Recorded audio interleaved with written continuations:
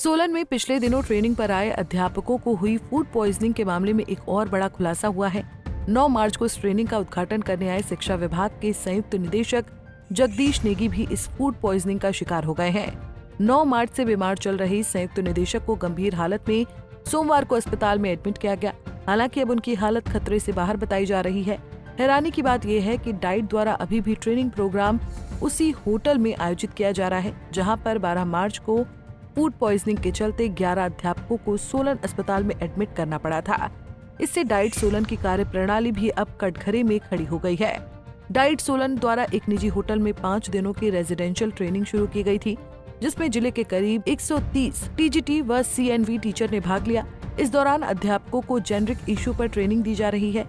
शिक्षा विभाग के संयुक्त निदेशक जगदीश नेगी ने पहले बैच की ट्रेनिंग का 9 मार्च को शुभारंभ किया। उन्होंने लंच वहीं पर किया और शाम को उनकी तबीयत भी खराब हो गई। हालांकि उन्होंने दवाइयां ली, सुबह थोड़े ठीक हुए और अपने कार्यालय शिमला चले गए।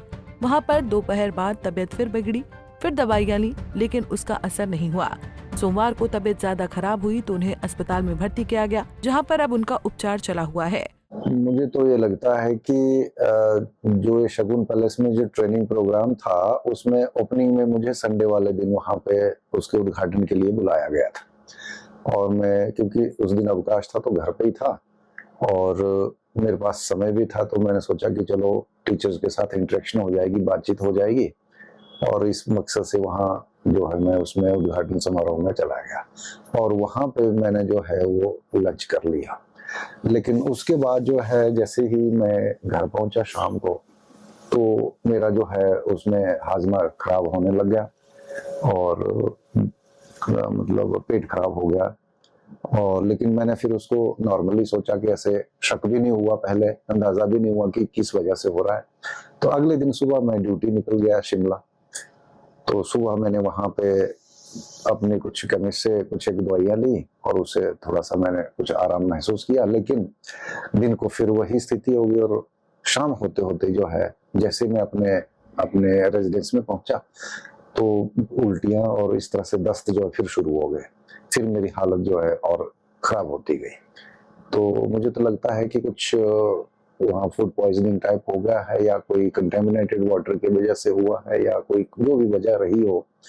तो ऐसा मैं जब इसकी जो खबर मैंने 1-2 दिन बाद सुनी तो फिर मेरे दिमाग में बात स्ट्राइक हुई कि कहीं ऐसा तो नहीं कि मैं भी वहाँ की उस फूड पॉइजनिंग का शिकार हो गया हूँ। और अभी 2-3 दिन से मेरी बहुत नाजुक हालत हो गई और सुबह जो है मैं लगभग बेहोशी की हालत में मैं इस अस्पताल में यहाँ सोलन के रीजनल हॉस्पिटल में आया और मुझे यहाँ तुरंत यहाँ के डॉक्टरों ने जो तो एडमिट किया और जो भी यहाँ यथासंभव जो प्रयास करके जो इलाज शुरू कर दिया और मैं आज काफी अभी नॉर्मल सा महसूस कर रहा हूँ।